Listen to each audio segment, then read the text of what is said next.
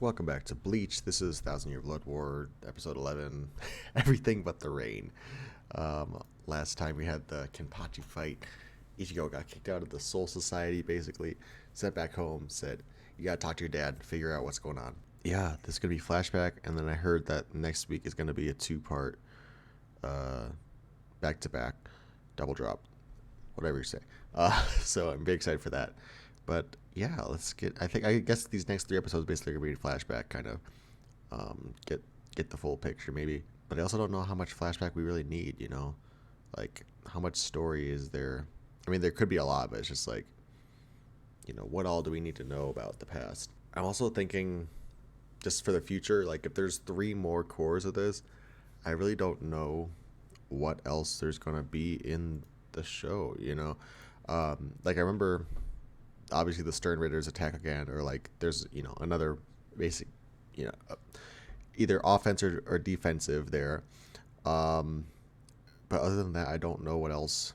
I can't remember what else happens in the manga. Like I remember specific character things that happen, but it's just like that they have one more fight and that's it. That's all that I remember happening. So like 3 more cores, like they kind of wrapped up in like 6 or 7 episodes. This, you know, Soul Society attack. So like there's a lot of ground, I guess, they have to work with, a lot of episodes to do. So anyways, I'm kind of tired.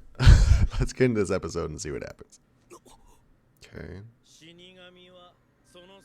but Ichigo never had one. Yeah.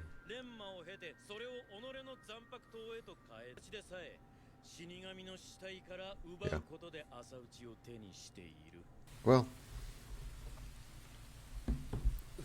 think of this as an opportunity, Ichigo. Okay.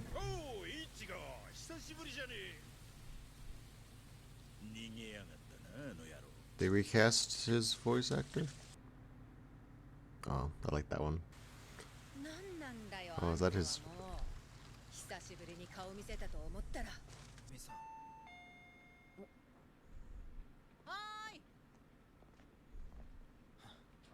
It's Ginjo. Please. I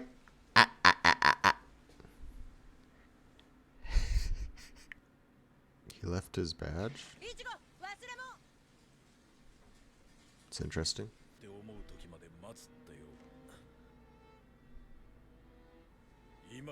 Oh, okay. I was like, don't be an asshole. It's time to tell him. We already know that. Quincy, yeah.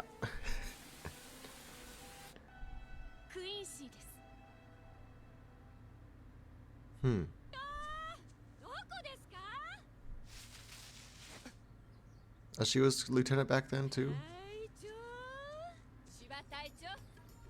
Finally confirmed. He was squad 10. Hitsugaya was 13.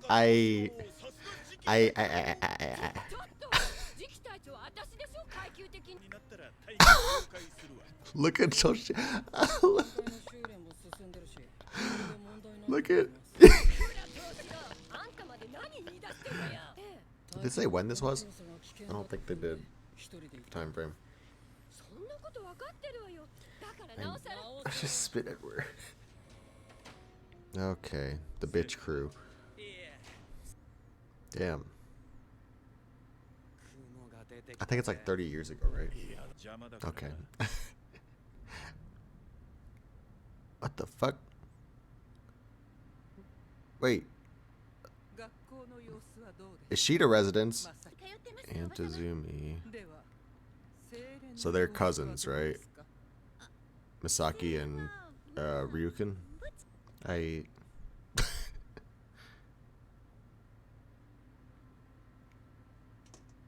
Oh, that's his future wife, I guess.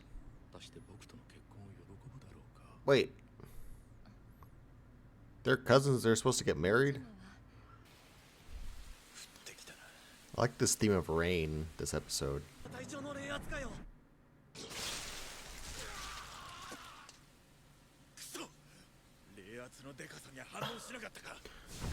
I'm sorry? What the fuck was that? Are these hollow experiments? Isn't that Vasto Lorde Ichigo's form?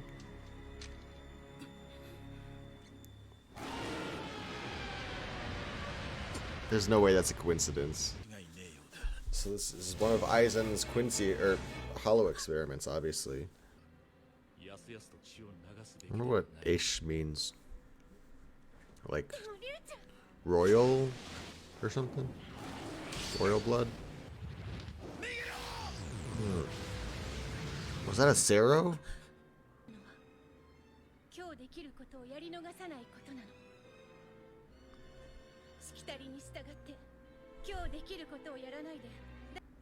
I like that's where Ichigo's sensibilities came from, is Masaki's kind of willingness to protect. It was a Sero. So this is an Iran car. So interesting that this is what...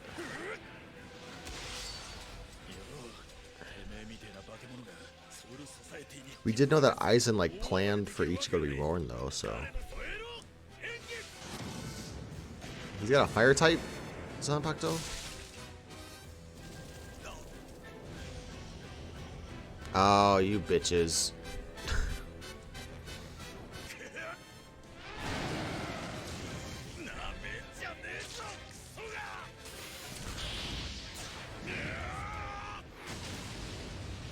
What was that? Blood magic? What was that, dude? Okay. Sero sound is interesting. The updated Sero noise. Okay, Masaki, we see you. Oh. The blue. Damn! Damn! Damn, Masaki! What will he do if he finds out I'm a Quincy? Well, I guess I'll tell him I'm a Quincy. In a weird way, Aizen really was responsible for Ichigo's birth. Because if he wasn't doing experiments, they wouldn't have met.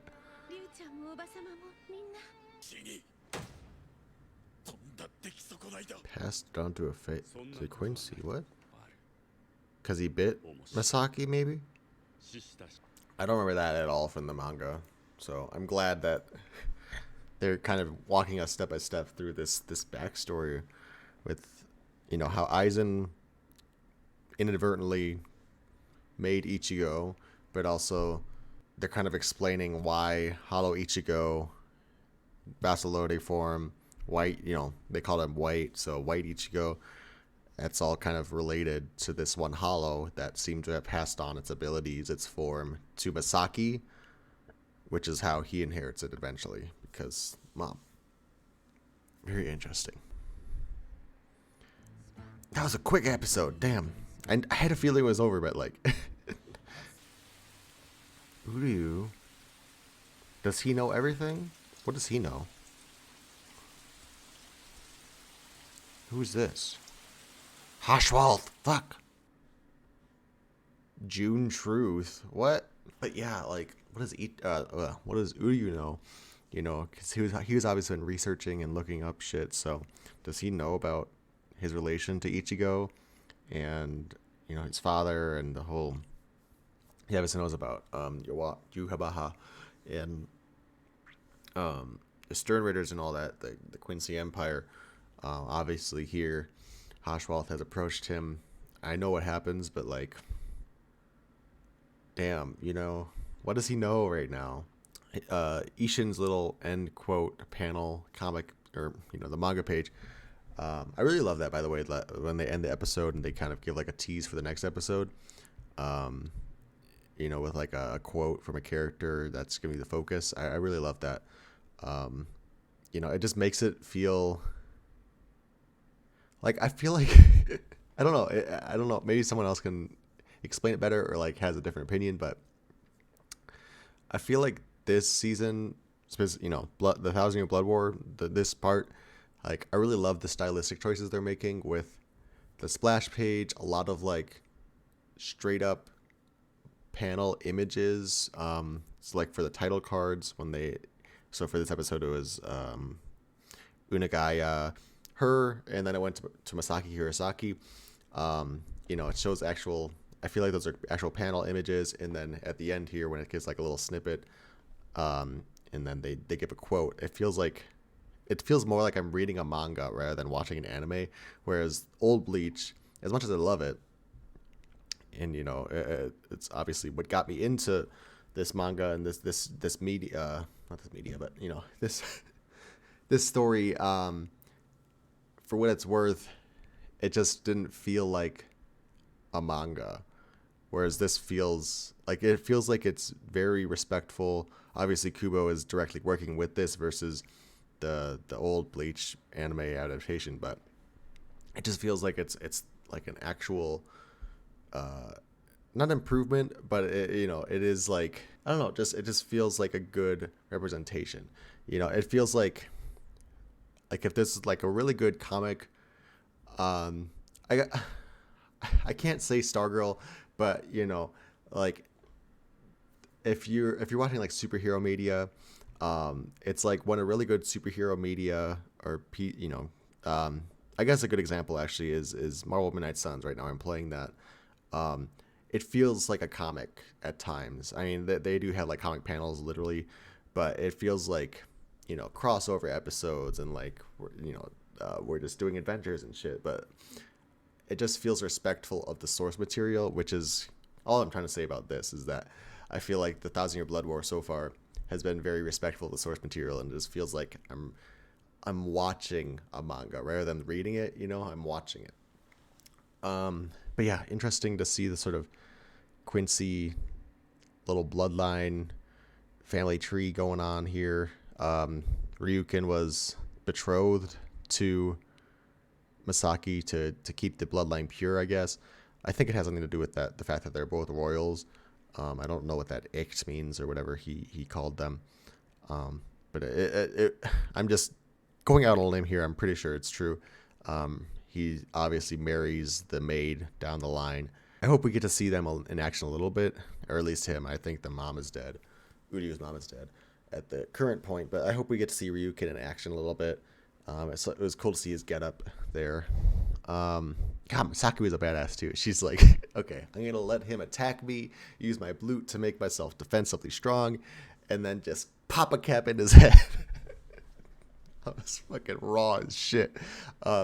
Like I said during the episode, I loved that.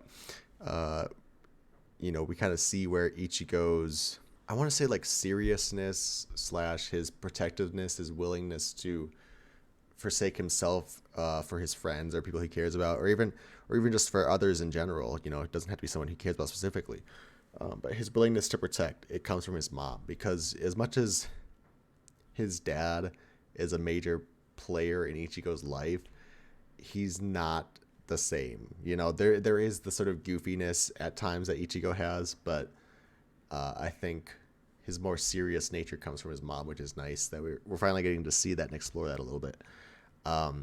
Again, like I said, it was cool to see where the origins of Hollow Ichigo comes from.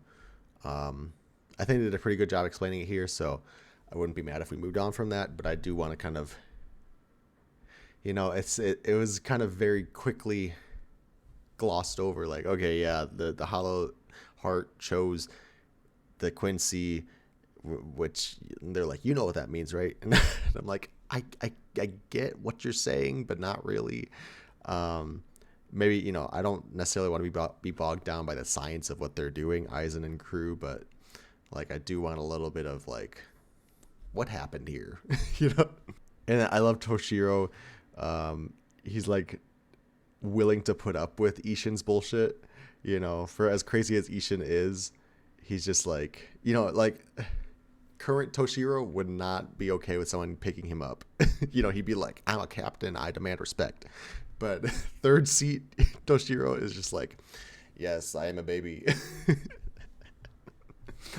But it is funny that Rangiku got passed over by Toshiro, even though she was higher ranking than him. It makes sense. I do kind of want to see them interact with Isshin in present day. For as close as physically close in proximity as they were during the fake Kuratown arc, it makes me sad that they didn't have an interaction at all. Like Rangiku was knocked out, and then Isshin came, and then Isshin was knocked out, and Rangiku was up. So like they were so close yet so far from each other. Yeah, I'm just curious what Ichigo's thinking in his head about all this too. Obviously we kind of get the moment of Like, okay, I'm going to tell you everything now, and then we just go straight into flashback. We don't go back yet. So I want to see, what is Ichigo thinking about? How is he reacting, taking all this information in? And then lastly, I just love the motif of rain in this show. This episode specifically, but like even this show, I think it's, or like water kind of drowning. I don't really have any full thoughts about this episode specifically, but obviously rain as a thematic device is pretty popular in any media. It's signaling sadness, usually. I just think of what was it? What's the Man in Black? When it's like, does it ever cry? Does it ever rain when you cry? And it's like, yeah, people cry when it rains all the time. It's like, no, does it ever rain when you cry? So it's obviously a very common trope to do, but I'm thinking of specifically like in this show, Ichigo's inner Zanpakuto, whatever, whenever he meets Zangetsu, and then the whole place is drowned because it's like his aspirations, and he's kind of like sunken and stuck and wallowing in his misery. So cause like I said, I'd love to hear sort of thoughts about what rain means in this context, but I'm intrigued that we are continuing this theme of rain with the next episode as well. Everything but the rain, part 2, June something, whatever. So like, yeah, it's cool. But yeah, thanks for watching. I rambled long enough. I'll see you guys in the next episode for the 2-parter. I'm gonna, I don't know, I probably could do both in one episode. I don't really keep a lot of the episode in my videos, but we'll see how I want to cut it up. See you next time.